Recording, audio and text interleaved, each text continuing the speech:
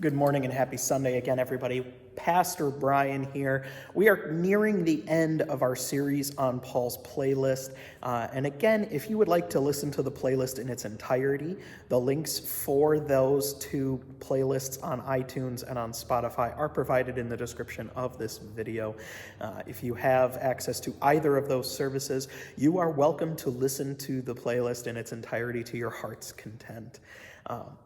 Before we dive into the passage today, we need to take a look at some history. Now, for a long time in American history, and not just American history, history all across the world, it was the case that the only things that mattered in the world were what were happening in your own community. Rarely would you leave your own community unless you were some kind of trader, someone who went with the trade caravans to this place, and people that did that would come back to their homeland with amazing stories of what they had seen and experienced and the foods that they had eaten. But the reality was most people would never experience any of that.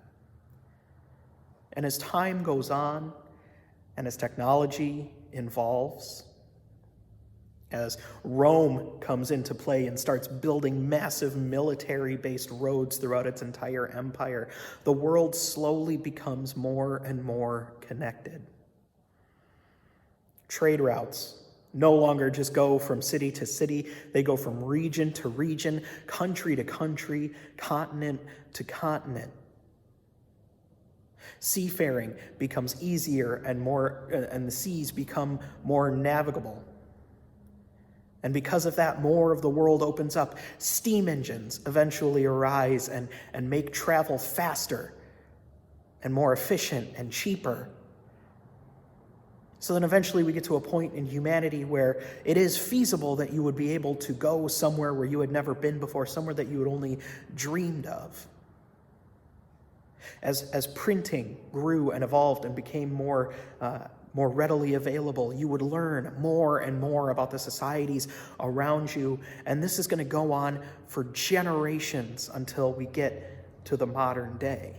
A day in which we are so extremely connected when compared to everything else that human history has ever seen.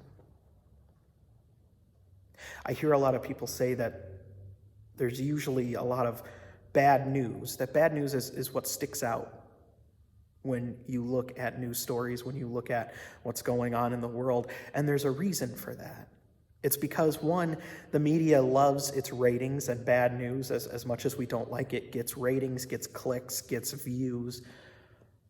But because we're so connected, because we are so connected to one another, we have the ability to hear about what's going on, not only in the neighboring town, but also in the neighboring state, in the neighboring country, in the neighboring continent, across the world at near lightning speeds. We have never been able to talk to one another more readily than we do right now. I could talk with someone halfway around the world, and it would take me less than a minute to connect. But this wasn't always the case. And the reason I bring all of this up is because there was a time before the internet, there was a time before satellite TV and cell phones, when even though we were more connected and even though travel was a little bit easier, it still took a while to get news from continent to continent. And eventually, during the Cold War, satellites would start going up into the sky. And as that went on, we went from spy satellites between the US and Russia to space flight and various missions into space. We started sending telecommunications satellites up into the sky so that we might better communicate with one another, so that communication across oceans was more and more possible. And this all came to a head in 1967. In 1967, the BBC, the British Broadcasting Company, wanted to attempt something that had never been done before. They wanted to attempt the first live simulcast broadcast around the world. We don't typically think that there ever really was a first time for that because we're so used to it now, but there was a first time for that. And they asked 31 countries if they wanted to help out, and they spent years putting out the wires, the cables, the satellites needed to do this, to do this one simple thing. And of the 31 countries, eventually 14 made it to the broadcast. And it aired in the summer of 1967. The program itself was called Our World, and in fact, you can go on YouTube today and you can still find that original broadcast. It's a little grainy because it was before high definition, and it was the first time satellite broadcasting of that magnitude had ever been used. But Our World, that broadcast, was the first time that people had a chance to see, near as live as possible at the time, what was going on in the world around them. You got to see what was going on in places like Canada and Spain and France and America. But perhaps the segment that was most well known from that broadcast was the segment done by England by a somewhat popular band called the Beatles. I'm joking, of course.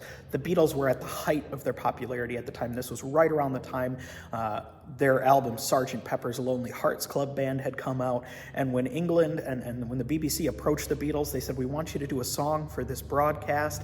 And the Beatles really took that to heart. John Lennon, Paul McCartney, they got together and they said, "We want this song not only to have an impactful message, but we want it to be something that is so simple that it can be easily translated into any of the languages that might be tuning into the broadcast at the time." And it was during this broadcast that the world heard our song for today for the first time. The song is called All You Need Is Love. It continually pops up as one of the most beloved Beatles songs of all time. Critics, especially in the 80s, music critics started to belittle the song a little bit because it is so simple. It is very simplistic compared to some of the other works the Beatles were putting out at the time. But when you sit down and look at the lyrics, it still has the potential to be a very powerful song. There's nothing you can do that can't be done. Right? There's nothing that you can do that can't be done by anybody else. If you search around the world in our billions and billions of people, there's bound to be at least one person who can do a lot of the things that you can do. There's nothing you can sing that can't be sung. Some of us can't sing, some of us can. There's nothing you can make that can't be made. There's nothing you can save that you can't save. There's nothing you can know that you don't know. There's nowhere you can be than where you're meant to be.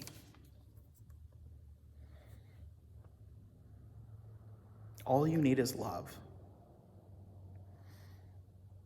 See, this broadcast was the first time the world really started to think of itself as a global community or a global village. And in the height of the Cold War, at the beginning of what came to be known as the Summer of Love in America and the rise of the hippie movement, in the midst of all of that fear, all of that uncertainty, all of that distrust in the government at the time, in the midst of the Vietnam War, the Beatles came out with a simple message. All you need is love. Nothing in the world matters unless love is behind it.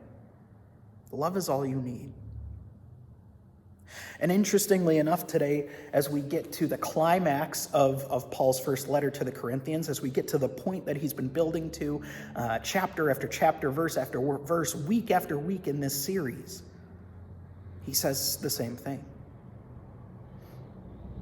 He says, if you have the gift of prophecy, if you can speak in tongues, if you're the smartest man in the world, if you have the faith that is so strong that it can move mountains, it doesn't matter if you don't have love.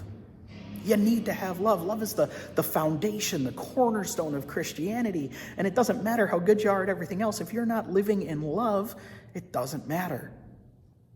You're as useless to the harmony of the world as a clanging cymbal, that cacophony of noise. For Paul, love is essential to the Christian faith. And fortunately, Christianity picked up on that, and we've ridden with it, at least in many mainstream churches, up until the present day. This is one of those, as I said earlier, one of the passages that is most well-known, most beloved. You hear this passage at weddings all the time. Even if people don't go to church and the family wants a Bible verse, this is usually the one that they go to. But what most people don't realize is that this verse isn't talking about romantic love. And if you've ever heard a sermon on this passage before, this is not going to be new information to you. The love that Paul is talking about is a love that was known to the Greeks as agape. It's not romantic love. It's not familial love. It's not love of country. It's not this patriotic love. Instead, this agape, this love, it's more of a moral love, more of a brotherly love. It's that goodwill, charity that you show to others. It's friendship. If you really had to boil the idea down, it's friendship. The church in Corinth was doing a very bad job of building friendship with one another. They were arguing about who was the most important person to follow in the church. They were arguing about whether it's okay to eat meat offered to idols. They argued about when was the best time to share their community meals together. They argued about everything, right? They were on the process of becoming divided. And what Paul is saying to them throughout the letter to this point is that if you want this more excellent way, the most excellent way, then everything you do needs to be in the name of friendship, in the name of love. For Paul, the church was a unique organism. It was something that had the ability to transverse economic lines and racial lines. It was something that had the ability to create friendships, the likes of which the world had never before known. Friendships between people who would normally disagree with one another. Friendships with people who would never be caught dead with one another. Paul said that's the point of the church. The church is supposed to be a place where you walk in and you feel like you belong. You are a friend. And so I chose the song All You Need Is Love, but I could just as easily have chosen a whole host of other songs, right? Why Can't We Be Friends? That would have been a perfectly good song. Or better yet, the Friends theme, right? So no one told you life was gonna be this way, right?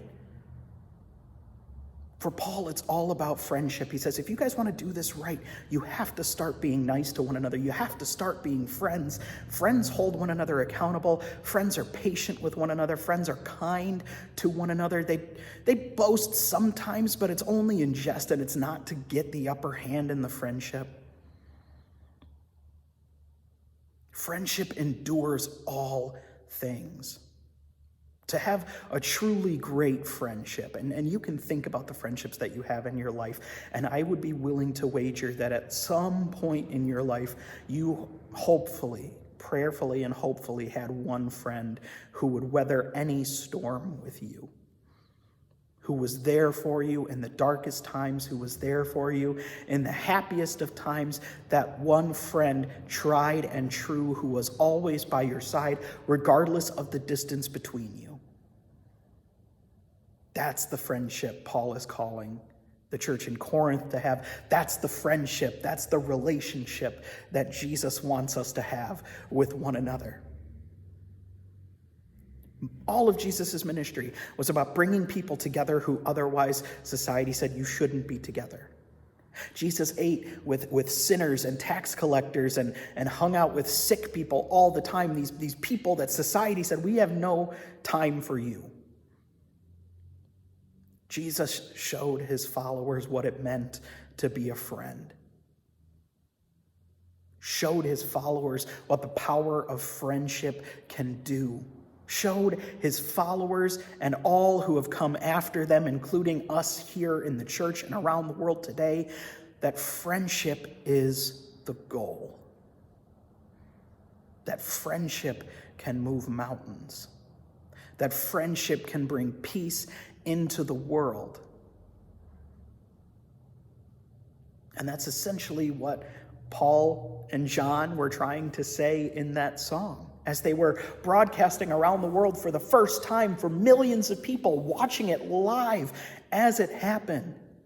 In the midst of war, in the midst of the Cold War, in the midst of civil unrest and the civil rights movement and the hippie movement, all of these things converging in this chaotic end of the 1960s.